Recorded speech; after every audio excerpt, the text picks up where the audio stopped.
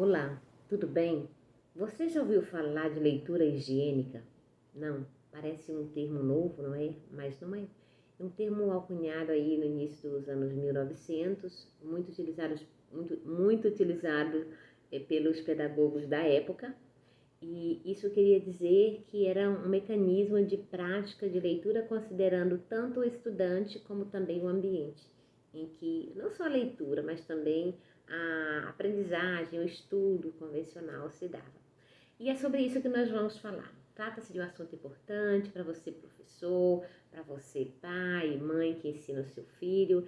E isso é importante que nós aprendamos estas situações que vão melhorar significativamente o aprendizado dos seus filhos, tá bom? Então vamos falar sobre leitura higiênica, tanto para a leitura de entretenimento, como também para a leitura de conteúdo, de aprendizado, de conhecimento diverso. Então vamos lá, preparei os slides aqui e é sobre isso que nós vamos vai alimentando aqui as minhas informações. O primeiro item importante sobre essa leitura higiênica é a alimentação. Veja, precisamos levar em conta que antes do seu filho estudar, antes do seu aluno começar a estudar, ele precisa estar satisfeito, precisa estar bem alimentado para poder ter mais tempo de concentração, não é? E isso é importante, tá? Que seu aluno e seu filho estejam bem alimentados. Então, a refeição antes de estudar, aquele tempo ali, isso é importante, tá bom?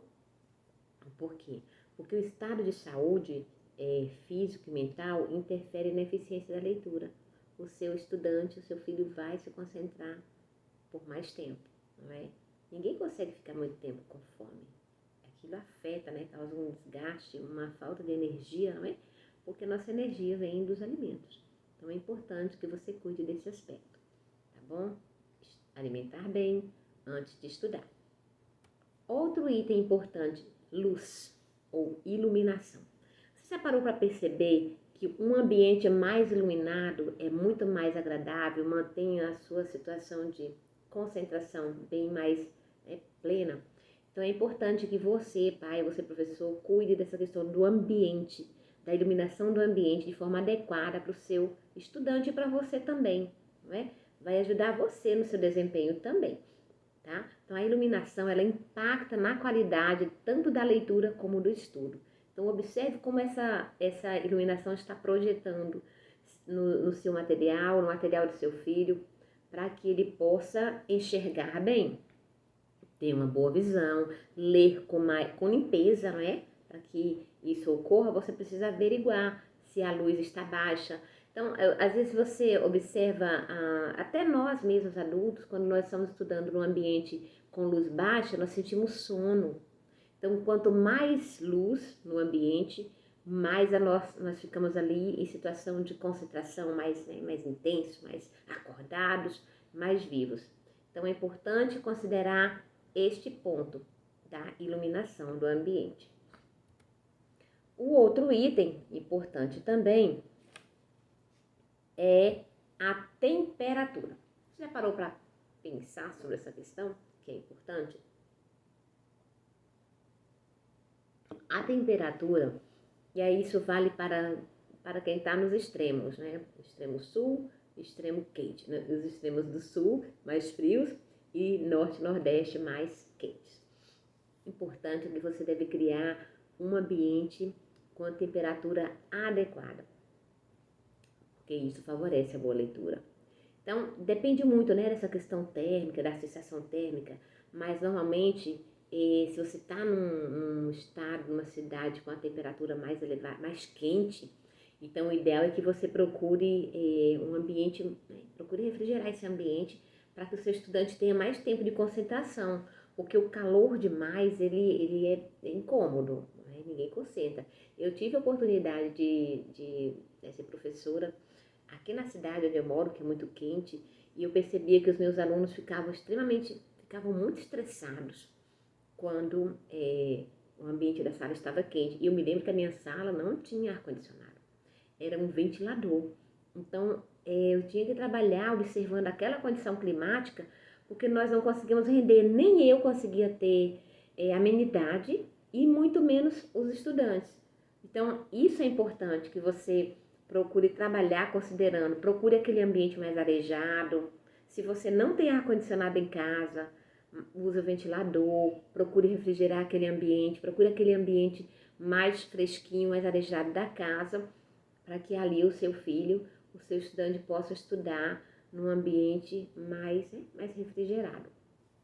Se você mora em lugares mais frios, então você vai procurar um ambiente mais aquecido, né? Ou senão você vai acomodar o seu filho ali com vestimenta, com roupa adequada, para que ele possa suportar o frio. Porque também em condição fria, né, de muito frio, frio intenso, nossa capacidade de pensar também fica bem limitada, né? Vai nos causando um certo mal-estar.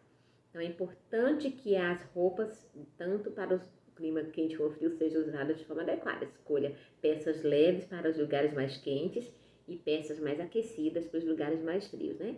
Não vou dizer em relação à temperatura, mas acredito que deve oscilar entre 17 e 20 graus, mas isso depende muito do clima da sua cidade, ok? O importante é você considerar que temperatura é um fator muito importante para o desempenho do seu filho na hora do estudo. E o outro assunto é a umidade, mas está dentro de temperatura, mas você vai controlar, ver, observar a umidade do ar, né? Eu, por exemplo, morei em Brasília há muito tempo e nos meses de agosto, setembro, a umidade do ar de Brasília é muito, muito baixa. Então, nós precisamos usar o umidificador de ar, ou colocar toalhas úmidas pela casa, dormir, né? Até dormir mesmo com balde de água, eu fiz muito isso. Então, o que você pode fazer na hora do estudo é preparar aquele ambiente, deixá-lo mais úmido, né? Ou usando toalhas né, o umidificador para poder equilibrar, porque eu me lembro também que lá em Brasília que tem esse problema, né, aquela região ali centro-oeste, e que às vezes o nariz sangrava, né, as veiazinhas elas rompiam, né, o tamanho a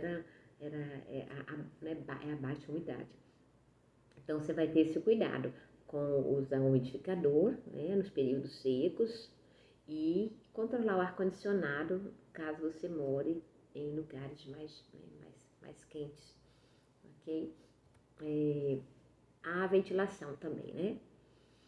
Com relação à ventilação, o ideal é você procurar ambientes mais arejados, né, mais limpos, ambiente com boa ventilação. Isso também é muito agradável para o estudante. Quanto mais arejado for o lugar, né, quanto mais esse espaço tenha umidade natural, que é preferível natural aquele produzido artificialmente, né, com o uso de umidificador, com ar-condicionado. Então, se você puder optar por espaços assim mais arejados, que não tenham distrações, né, porque às vezes também você vai para um lugar que é arejado, que é ventilado, o ambiente externo à casa, mas aí tem muita distração, muita coisa que tira a concentração do seu filho, do seu estudante, e você não vai conseguir ter um rendimento, né, à altura. Inclusive, falando sobre essa questão de concentração, você sabe, quem tem filhos com autismo, por exemplo, com espectro, o ideal é você estudar num ambiente que não tenha muita informação, né? Um ambiente mais leve possível, sem muito objeto, muito penduricalho, muitos cartazes, para que ele concentre, principalmente quem tem TDAH, não é para que ele concentre naquilo que você quer que a atenção dele seja ou esteja canalizada. Outro ponto importante também diz respeito ao silêncio e à tranquilidade. Você deve produzir circunstâncias para que o seu filho estude em um ambiente de paz, de harmonia, de tranquilidade, não é? Para que ele tenha uma maior eficiência. E é você quem cria essa condição. Longe de som alto, muita conversa, telefone ligado, vídeo, essas coisas têm que estar distante, não é? De preferência que aquele lugar seja exatamente para isso.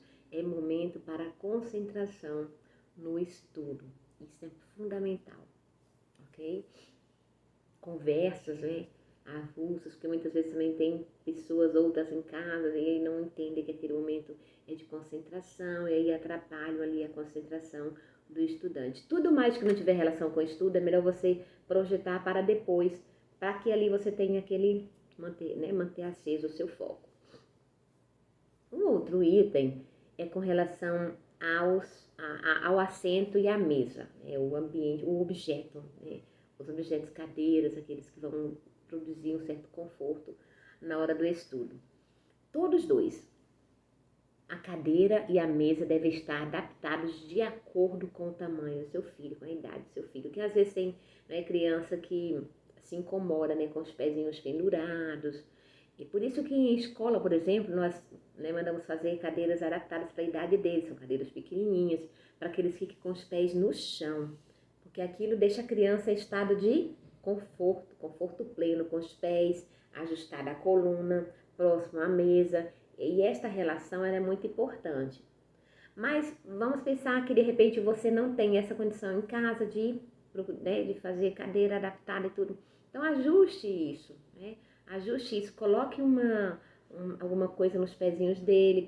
Aqui em casa, engraçado, eu comprei uma banquetinha, porque até eu mesma adulta, eu me incomodo com os meus pés balançando, né? Minhas pernas é curta, então eu tenho que estar com ela sempre em cima de um objeto. Então eu tenho uma banquetinha e eu coloco os meus pés ali, porque eu gosto de estudar com conforto, acomodada a coluna e os pés também. Da mesma forma a criança, né? A criança também sente desconforto com a coluna, com os pés. E não é bom você, né? Você não, assim, é importante que você atente para isso, porque seu filho vai render mais tempo ali concentrado no estudo.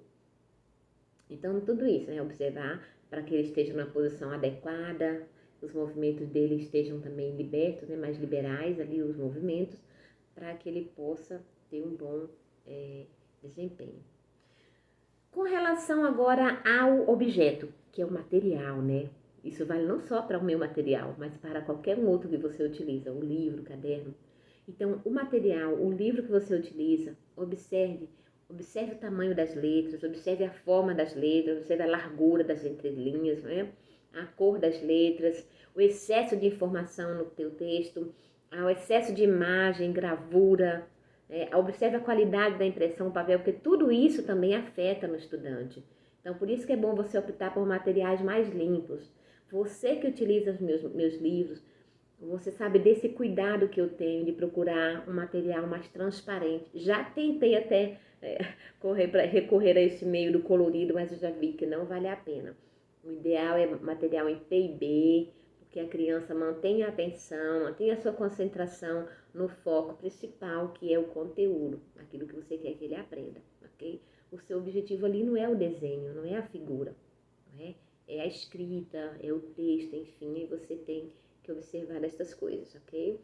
Então, tudo isso é importante destacar para que vocês possam ter um bom desempenho. Isso se aplica a você também, pai, mãe, que estuda, você, professor, também é importante que você observe essas condições para que você estude com mais conforto, né? Tenha também o seu desempenho aí garantido, ok? Então, esse foi nosso assunto de hoje. Nós começamos por leitura e nós vamos falar sobre cada item. Leitura, escrita, conteúdo, método, abordagens. Nós vamos falar sobre cada um desses itens aqui no nosso canal. Não esqueça de curtir, deixe o seu ok lá, né? O seu joinha, que você gostou. E assim eu vou entender que você gostou do material e eu posso continuar produzindo nessa área. Um grande abraço para você. Fiquem com Deus. Mantenham viva a fé, a esperança e o amor em Deus.